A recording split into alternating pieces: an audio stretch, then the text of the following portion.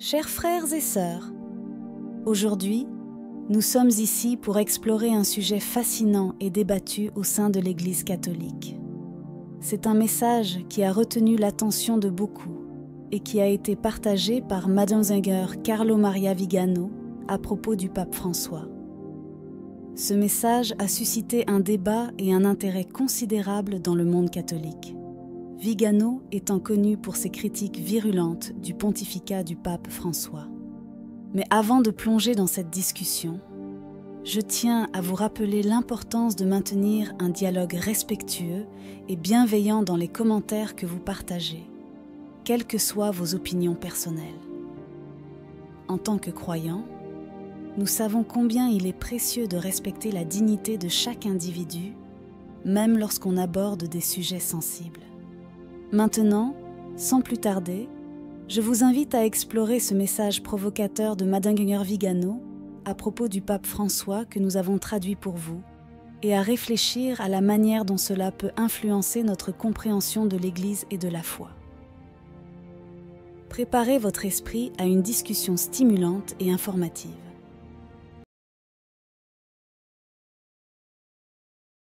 Chers amis, permettez-moi de saluer et de remercier les organisateurs de la conférence nationale sur l'identité et ceux qui y ont participé dans un moment de grande confusion. Il est important de clarifier ce qui se passe, même en comparant différentes positions. C'est pourquoi je remercie mon ami Michael Matt de m'avoir donné l'opportunité de partager quelques réflexions avec vous. Dans ce discours, je n'essaierai pas d'apporter des réponses, mais plutôt de soulever une question qui ne peut plus être reportée.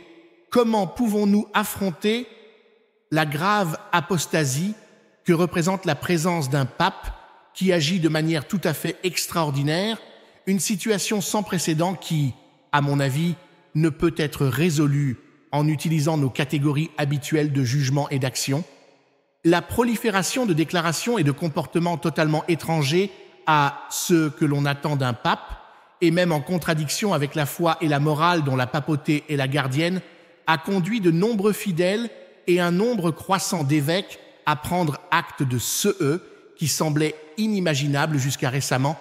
Le trône de Pierre est occupé par une personne qui abuse de son pouvoir, l'utilisant à des fins opposées à celles pour lesquelles le Seigneur l'a institué. Certains soutiennent que cela est manifestement hérétique, ce qui soulève des questions. D'autres pensent qu'il s'agit d'un comportement tyrannique dans l'administration de l'Église. D'autres encore considèrent son élection invalide en raison des nombreuses anomalies liées à la démission de Benoît XVI et à l'élection de son successeur. Ces opinions, plus ou moins étayées par des preuves ou le produit de spéculations qui ne peuvent pas toujours être partagées, confirment néanmoins une réalité désormais indéniable.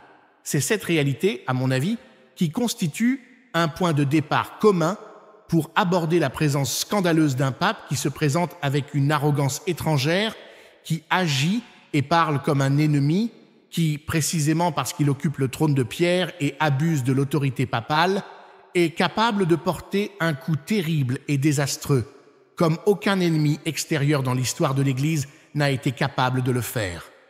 Les pires persécuteurs des chrétiens, les fidèles adhérents des loges maçonniques, n'ont jamais réussi en si peu de temps et avec une telle efficacité à dévaster la vigne du Seigneur, à scandaliser les fidèles, à déplaire aux ministres, à discréditer l'autorité papale et à démolir le magistère, morale, liturgie et discipline dans l'Église. Et cela non seulement par rapport aux membres du corps mystique qu'ils méprisent et contre lesquels il ne cesse de jeter du poison, mais aussi par rapport au chef du corps mystique, Jésus-Christ, dont Bergoglio n'exerce pas l'autorité par procuration, comme serait nécessaire selon l'infini positif, mais de manière autoréférentielle. L'autorité du pontife romain découle, en effet, de l'autorité suprême du Christ, à laquelle il participe toujours dans les limites et les objectifs établis une fois pour toutes par le divin fondateur et qu'aucune puissance humaine ne peut modifier.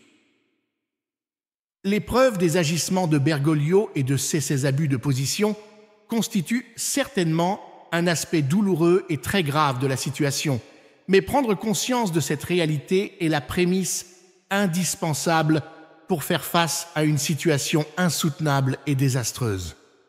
Au cours de ces 10 années de pontificat, nous avons vu Bergoglio accomplir des actions que l'on n'attendrait jamais d'un pape et, vice-versa, accomplir des actions que l'on attendrait d'un hérétique ou d'un apostat. Il y a eu des situations dans lesquelles ces propos ou certains actes semblaient manifestement provocateurs, comme s'il voulait délibérément susciter l'indignation du corps ecclésial pour lui donner le prétexte de le déclarer schismatique. Mais cette stratégie typique des pires jésuites est aujourd'hui révélée, car toute l'opération a été menée avec trop d'arrogance et sur des questions sur lesquelles même les catholiques modérés ne sont pas disposés à faire des compromis. Les scandales sexuels cléricaux, et en particulier la réponse du Saint-Siège au fléau de la corruption morale des évêques, ont montré une disparité honteuse de traitement entre ceux qui appartiennent au soi-disant cercle magique de Bergoglio et ceux qu'il considère comme des adversaires. Le CA récent de Marco Rudiger est la preuve que le pouvoir agit comme un despote, trouvant des solutions lisibles et se considérant libre d'agir sans avoir à répondre de ses actes. Souvent, les conséquences des décisions prises personnellement par Bergoglio retombent sur SEI, subordonnés qui se retrouvent accusés et discrédités pour des choix qui ne sont pas les leurs. Je pense à l'affaire du bâtiment à Londres, dans laquelle le secrétaire d'État a été occasionnellement impliqué. Je pense à la honteuse affaire européenne qui, en plus de réhabiliter un criminel responsable de crimes horribles contre de nombreuses victimes, a aussi discrédité l'ancien préfet de la Congrégation pour la doctrine de la foi, cardinal Ladaria. Je pense à l'affaire Macaric, qui a été rapidement liquidée par une procédure administrative secrète, sans aucune indemnisation pour les victimes et déclarée irrémédiable. Et ainsi de suite, la liste est longue. L'importance de ceux qui s'adaptent et collaborent volontairement avec Bergoglio, mais qui abandonnent le navire dès que la presse découvre le contenu du Vatican est évidente. Beaucoup constatent un comportement cynique et utilitaire qui les amène à rejeter les nominations et les promotions pour ne pas se retrouver dans la position inconfortable de bouc émissaire. Le silence de l'épiscopat face aux absurdités de Bergoglio confirme que l'autoritarisme autoréférentiel des jésuites a obtenu l'obéissance de presque tous les évêques, terrifiés à l'idée de devenir l'objet de représailles de la part du centre vengeur et despotique de Santa Marta. Cependant, il commence à ne plus tolérer son action dévastatrice qui porte atteinte à l'autorité et à l'autorité de l'Église tout entière. Des évêques comme Johnson Strickland ont admirablement réitéré des vérités doctrinales immuables que la synodalité s'apprête à démolir. Cela ne donne pas au pape le pouvoir d'intimider les bons évêques. Quelque chose commence à changer, des alignements se dessinent et l'on voit, d'une part, notre Église à laquelle il se réfère de manière emblématique et, d'autre part, ceux qui restent de l'Église catholique vers laquelle il se tourne. Ne laisse pas apparaître une étrangeté absolue. Il ne prétend même pas que les éventuelles irrégularités survenues lors du conclave de 2013 aient été en quelque sorte guéries par le fait que Jorge Mario Bergoglio ait été reconnu comme pape par les cardinaux électeurs et la majorité des fidèles. En tout cas, il a été radicalement guéri par le fait que Jorge Mario Bergoglio a été reconnu comme porte-parole par les cardinaux électeurs et la majorité des fidèles. En pratique, l'argument principal est que, quels que soient les événements qui auraient pu conduire à l'élection d'un pape, avec ou sans influence extérieure, l'Église fixe un délai au-delà duquel il n'est pas possible de contester une élection si la personne choisie est acceptée par le peuple chrétien. Mais cette thèse est remise en question par l'histoire elle-même. En 1378, après l'élection du pape Urbain VI, la majorité des cardinaux et du peuple le reconnurent. Tenant du soi-disant 7e évangile, bien qu'en réalité il fût un antipape. 13 des 16 cardinaux en exercice ont contesté la validité de l'élection du pape Urbain VI en raison des actes de violence commis par le peuple romain contre le Sacré Collège, et même certains des rares partisans d'Urbain se sont immédiatement rétractés, convoquant un nouveau conclave à Fondi, qui a élu l'antipape Clément VII. Les événements qui ont suivi et les convictions de Vicente Ferrer et de Clémente en tant que véritable pape démontrent que l'argument du consensus universel ne résiste pas à l'épreuve de l'histoire. La manière la plus sûre d'aborder cette situation semble être d'obéir à un pape radical sans nécessairement le considérer en dehors de sa fonction et se séparer de l'Église afin qu'il ne puisse plus la diriger.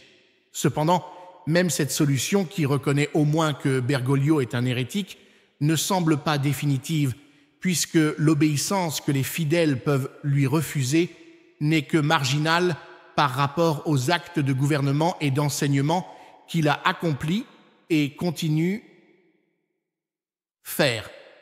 Bien sûr, on peut organiser la célébration clandestine de la messe catholique, mais que peut faire un prêtre ou un laïc lorsqu'un groupe d'évêques dirigé par Bergoglio tente d'introduire une doctrine acceptable qui changerait le sens de concepts fondamentaux? Et que peuvent-ils faire lorsque, dans leur paroisse, une diaconesse bénit un mariage entre deux personnes du même sexe? Certes, désobéir aux ordres illégitimes des supérieurs hiérarchiques ou apostats est un devoir grave, puisque l'obéissance à Dieu est au-dessus de l'obéissance aux hommes et que les vertus d'obéissance sont subordonnées aux vertus théologales de la foi. Mais les dommages causés au corps ecclésial ne peuvent être évités par une simple résistance. La question doit être résolue en tenant compte du fait que Bergoglio est un hérétique et ses déclarations sur la moralité intrinsèque ou sur la peine de mort suffiraient à le prouver. Il faut aussi se demander si l'élection de 2013 a été en quelque sorte invalidée par un manque de consentement, c'est-à-dire si le candidat choisi avait réellement l'intention de devenir pape de l'Église catholique ou s'il a préféré être le leader de ceux qu'il appelle notre synode et Église, qui n'a rien à voir avec l'Église du Christ, précisément parce qu'elle est autre chose. À mon avis, ce manque de consentement se voit aussi dans son comportement essentiellement anticatholique et constant, étranger à l'essence même de la papauté. Il n'y a aucune action de cet homme qui ne semble clairement se rebeller contre la pratique et l'enseignement de l'Église. Tout semble indiquer que ces actions sont en conflit avec la tradition et l'enseignement de l'Église. La question fondamentale est de comprendre le plan subversif de l'Église profonde et comment elle a été organisée pour mener une attaque depuis l'intérieur de l'Église et amener le prophète de l'Antéchrist sur le trône de Pierre en infiltrant la hiérarchie et en grimpant dans ses positions. Ce projet est évident, tout comme il est évident que la faction ultra-progressiste ne s'est pas contentée de considérer Benoît XVI comme trop conservateur et de le détester, notamment parce qu'il a osé promouvoir l'idée d'un pontificat multiple. Benoît XVI a donc été contraint de démissionner et l'inconnu Buenos Aires a immédiatement émergé. Le 11 octobre 2013, lors d'une conférence à l'université de Villanova, le cardinal Mechlin, ami de Dieu de toujours, a révélé que l'élection de Bergoglio avait été fortement souhaitée par un seigneur italien influent, connu comme gentleman par excellence, qui avait des liens avec les deux, le Vatican et le gouvernement italien. Il est également important de souligner les liens étroits de Bergoglio avec le lobby homosexuel du Vatican. En outre, il est significatif que Megai ait déclaré qu'il était convaincu que Bergoglio changerait de siège papal dans un délai de 4 ans, confirmant ainsi l'intention malveillante de modifier une institution divine et irréformable comme l'Église. Cependant, Bergoglio a participé à des événements parrainés par la Fondation Clinton et a reçu d'autres soutiens tout aussi scandaleux de l'histoire mondiale, confirmant sa position de banquier corrompu et liquidateurs de l'Église dans le but de remplacer la constitution de la religion de l'humanité, servir d'instrument au service de la synergie du nouvel ordre mondial. Ce nouvel ordre mondial se caractérise par l'humanisme, le souci de l'écologie, l'immigration, l'idéologie LGBTQ et l'idéologie du genre. Bergoglio semble adopter ces exemples de religion mondialiste non seulement à travers des actions de soutien ouverts et fiers aux partisans de l'agenda 2030, mais aussi à travers la démolition systématique de tout. Ceux qui s'y opposent dans la profession enseignante et la persécution impitoyable de ceux qui s'expriment, même perplexité prudente ou critique ouverte de l'Église du Christ. Pour réaliser le projet de l'Église profonde, Bergoglio a caché ses positions les plus extrêmes pour obtenir un nombre suffisant de voix au conclave et garantir l'obéissance totale de ses partisans. Ceux qui ont planifié le plan ont veillé à ce qu'il puisse être soumis à un chantage, comme c'est souvent le cas dans des situations de ce type. Une fois Grégoire choisi, il a pu se montrer tel qu'il est et commencer la démolition de l'Église et de la papauté. Mais est-il possible qu'un pape puisse détruire la papauté qu'il incarne et représente lui-même? Est-il possible qu'un pape puisse dévaster l'Église que le Seigneur lui a confié la défense?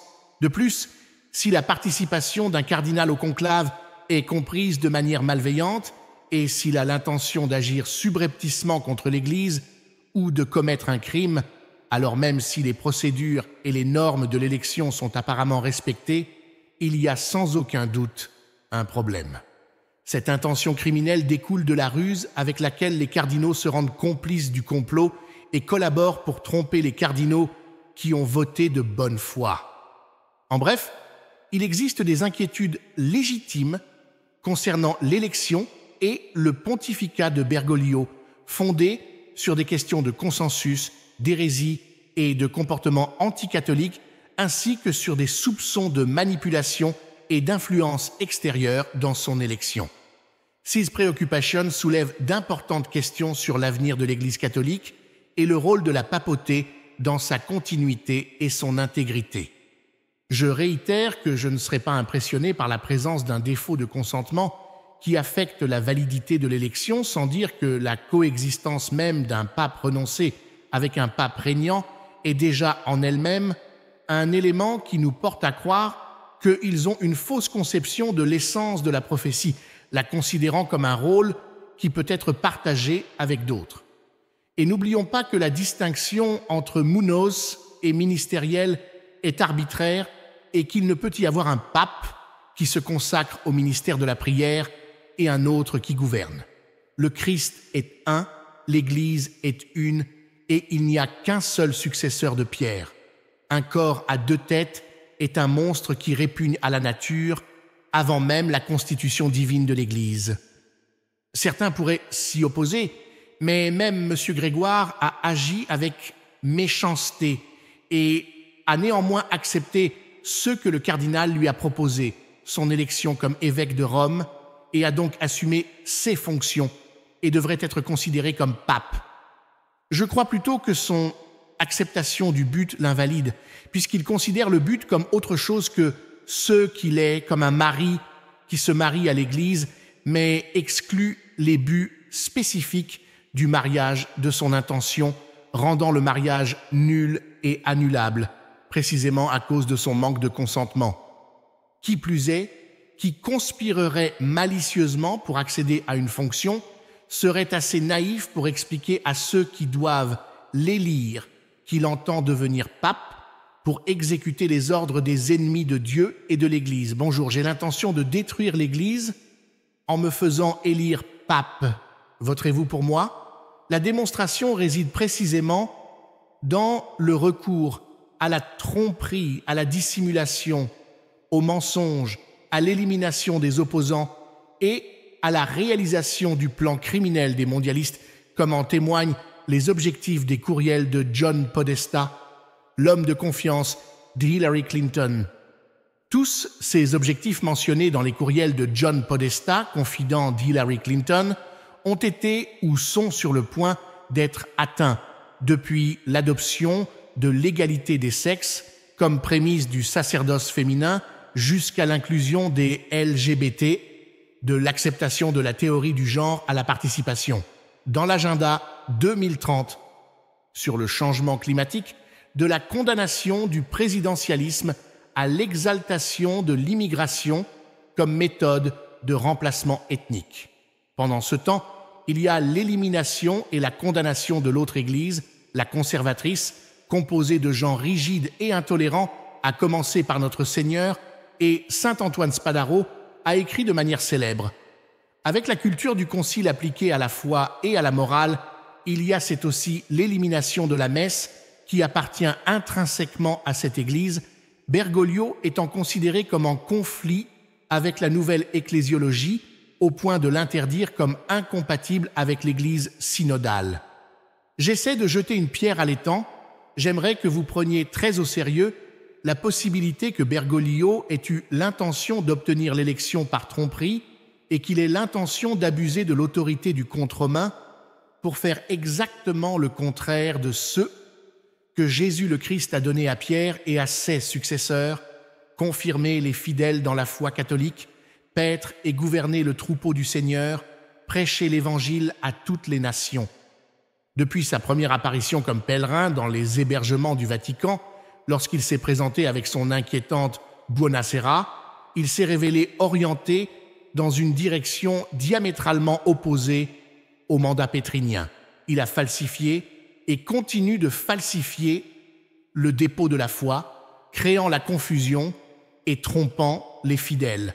Il a dispersé le troupeau, déclaré qu'il considérait l'évangélisation du peuple comme un non-sens solennel et abuse systématiquement du pouvoir des clés sacrées pour perdre ce qui ne peut être perdu et lier ce qui ne peut être lié.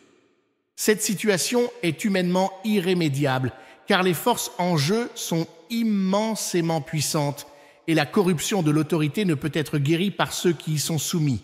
Il faut noter que la métastase de ce pontificat trouve son origine dans le cancer du Concile Vatican II, qui a créé les bases idéologiques, doctrinales et disciplinaires qui devaient inévitablement nous conduire à ce point. Mais combien d'entre vous reconnaissent également la gravité de la crise actuelle et la capacité de reconnaître ce lien causal entre la révolution conciliaire et ses conséquences extrêmes avec Bergoglio? Si cette Passio Ecclesiae est un prélude à la fin des temps, il est de notre devoir de nous préparer spirituellement au temps de grandes tribulations, d'efforts et de véritables persécutions.